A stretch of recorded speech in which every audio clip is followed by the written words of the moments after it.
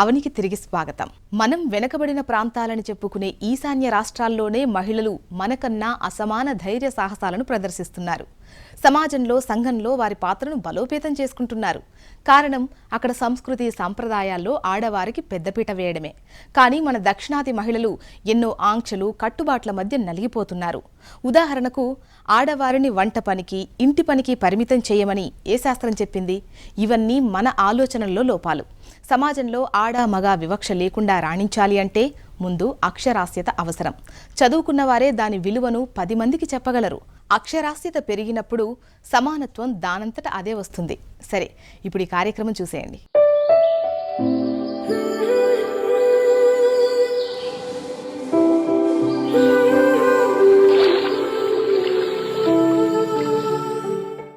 నమస్తే అండి పూర్ణిమ నాగరాజ్ గారు. కొంతమంది పిల్లల్లో ఏంటంటే ఆటిజం చూస్తూ ఉంటాము. అసలు ఆటిజం అంటే ఏంటో కొంతమంది పేరెంట్స్కి తెలియదు కూడా, దాని మీద పూర్తిగా అవగాహన కూడా లేదు. సో ఇవాళ మన ఎపిసోడ్లో ఒకసారి ఆటిజం గురించి, దాని లక్షణాలు ఎలా ఉంటాయి, పిల్లల్ని పేరెంట్స్ ఎలా కేర్ తీసుకోవాలో ఆ విషయాలు చెప్పండి. ఆటిజం అనేది ఇది చాలా అబ్నార్మల్ డిజార్డర్ అని చాలామంది అనుకుంటారు. పూర్వం ఏమనుకునేవాళ్ళు అంటే చిన్నపిల్లలకి స్కిజోఫ్రీనియా వ్యాధి వచ్చినప్పుడు ఇట్లాగా ప్రకటిస్తారు వాళ్ళు అని అనుకునేవాళ్ళు. కానీ ఇప్పుడు ఆటిజం అనేది పర్వేసివ్ డెవలప్మెంటల్ డిజార్డర్ అంటే PDD అనే ఒక స్పెక్ట్రమ్ ఆఫ్ డిజార్డర్స్లో వస్తుందన్నమాట. ఇక ఇందులో మెయిన్ ఏంటంటేనండి, పిల్లలు కొంచెం డిఫరెంట్గా ఉంటారు. అబ్నార్మల్ అనలేము, నార్మల్ అని కూడా అనలేము. ఇక వాళ్ళ బిహేవియర్ ఎలా ఉంటుందంటే ఐ కాంటాక్ట్ ఇవ్వరు, కొంచెం వాళ్ళ ధ్యాసలో వాళ్ళు ఉంటారు. కొన్ని రిచువలిస్టిక్ బిహేవియర్స్ ఉంటాయి అన్నమాట. ఇట్లా చేతులు కొట్టడం అన్నా సరే, లేకపోతే ఇట్లా అనుకోవడం అన్నా సరే కంటిన్యూస్గా రిపీటెడ్ చేస్తూ ఉంటారు. ఇక వాళ్ళకి అన్నీ అర్థమవుతాయి, కానీ కొందరు పిల్లలు మాట్లాడరు. కొందరు పిల్లలు హైపర్ యాక్టివ్గా ఉంటారు. కొందరికి స్పెషల్ అండ్ యునీక్ టాలెంట్స్ ఉంటాయి. దీన్ని సవాంత్ అని అంటారు. సవాంత్ అంటే ఎక్స్ట్రాడినరీ టాలెంట్, ఎక్స్ట్రాడినరీగా పాడతారు, లేకపోతే ఎక్స్ట్రాడినరీగా ఇంకా నార్మల్ హ్యూమన్ టాలెంట్ కన్నా కొంచెం పైన ఉంటుంది వాళ్ళ టాలెంట్. సో ఇప్పటికీ ఒకలాంటి కన్ఫ్యూజన్ అనమాట. ఇది రుగ్మత, లేకపోతే బిహేవియరల్ ప్రాబ్లమా, లేకపోతే ఇది చాలా తీవ్రమైన మానసిక ప్రాబ్లమా అనేది అందరికీ ఒక డౌట్ కంటిన్యూస్గా ఉంటుందన్నమాట.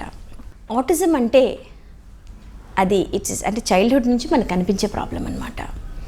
డెఫినెట్గా కొంచెం సైకియాట్రిక్ అండ్ సైకలాజికల్ సపోర్ట్ అయితే కావాలి. దీనికి పేరెంటల్ సపోర్టే కాకుండాను వాళ్ళ ఓపిక కూడా చాలా చాలా కావాలి.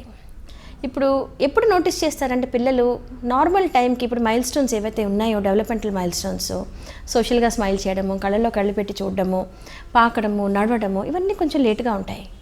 మళ్ళీ వీళ్ళు మెంటల్లీ రిటార్డెడా కాదు. సో అక్కడే డౌట్ వస్తుంది అనమాట. ఏంటి మా పిల్లలు మేము కళ్ళలో కళ్ళు పెడితే వాళ్ళ కళ్ళు పైన పెట్టేసి చూస్తున్నారు. సో ద ఫస్ట్ థింగ్ ఏంటంటే డయాగ్నోసిస్ ఇస్ వెరీ ఇంపార్టెంట్ అండి. సో ఎన్నో క్వశ్చనర్స్ ఉంటాయి. కార్స్ క్వశ్చనర్ అని, వాండబుల్ క్వశ్చనర్ అని, ఇవన్నీ ADHD ఉందా, లేకపోతే ఆటిజం ఉందా, లేకపోతే ఏదైనా ఆటిజంలో కొన్ని వేరియంట్స్ ఇవి మైల్డా, మోడరేటా, సివియరా, ఇట్లాంటివన్నీ మనం చూసుకోవాలి. ఇన్ఫ్యాక్ట్ కొందరేమో హై ఫంక్షనింగ్ ఆటిస్టిక్స్ అని అంటారు. వీళ్ళన్నీ నార్మల్గా ఉంటాయి కానీ కొంచెం ఆడ్గా ఉంటారు. ఒక్కొక్కప్పుడు కొంచెం ఎమోషనాలిటీ ఇవన్నీ కొంచెం తేడా కనిపిస్తుంది మనకి, లేకపోతే వాళ్ళ రియాక్షన్స్ తేడా కనిపిస్తాయి. సడన్గా ఏదైనా కలర్ చూస్తే భయపడ్డము, లేకపోతే ఏదైనా సడన్గా ఒక మూమెంట్ ఉంటే భయపడ్డము, ఇట్లాంటి కొంచెం అబ్నార్మల్ బిహేవియర్స్ ఉంటాయి. కానీ by and large they are normal. మీకు ఉదాహరణకి Shah Rukh Khan and my name is Khan, దీన్ని ఆస్పర్జర్ సిండ్రోమ్ అని అంటారు. ఇకపోతే కొందరికి మైల్డ్ PDD ఉన్నప్పుడు ఆల్మోస్ట్ అది ఇట్ ఎస్కేప్స్ డిటెక్షన్ అనమాట. ఇన్ఫ్యాక్ట్ వరల్డ్లో కొందరు ఫేమస్ పీపుల్కి కూడా కొన్ని ఆటిస్టిక్ సిమ్టమ్స్ ఉన్నాయి. ఇప్పుడు మార్క్ జుకర్బర్గ్ కానివ్వండి, లేకపోతే బిల్ గేట్స్ కానివ్వండి. ఇన్ఫ్యాక్ట్ ఆల్బర్ట్ ఐన్స్టీన్ కూడా ఒక విధంగా ఆయన ఆటిస్టిక్ అని అనేవాళ్ళు అనమాట.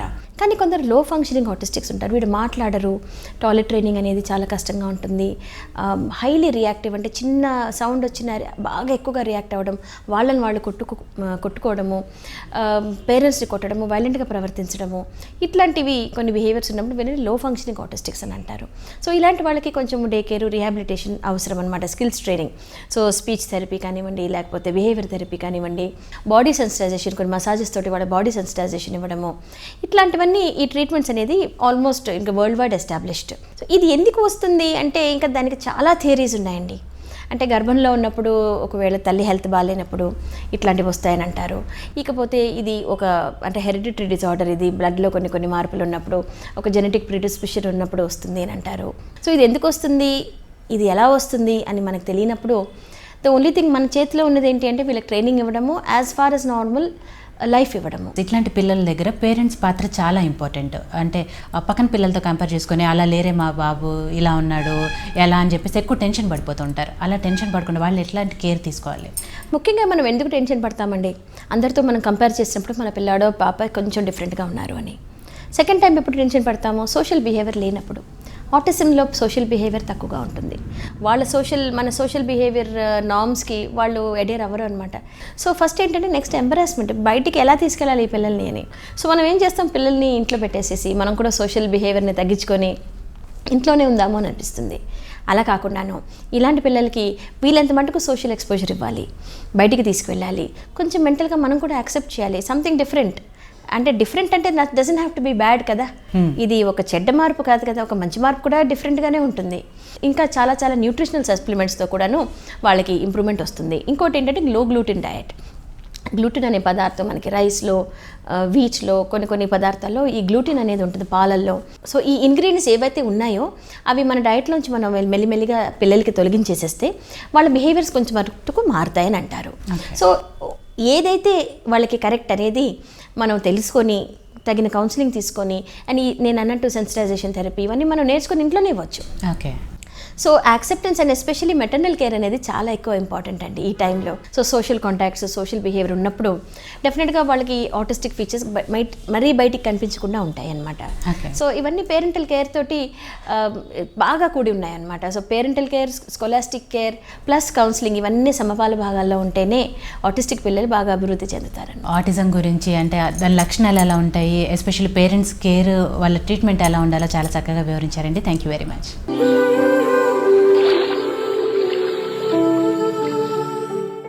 పనికి ఆడ మగ తేడా ఎలా లేదో ఆలోచనలు, ఆశయాలకు కూడా ఆ తేడా ఉండదు. ఎవరైనా ఏ రంగంలోనైనా రాణించాలి అంటే అందుకు సంకల్పం ముఖ్యం, సాధించాలి అన్న దృఢమైన నిర్ణయం ముఖ్యం. మనలో అంతర్లీనంగా ఆ పట్టుదల ఉన్నప్పుడు బయట ఎన్ని సవాళ్లు ఎదురైనా వాటిని అధిగమించి విజయ తీరాలను చేరుతాం. ఏమంటారు?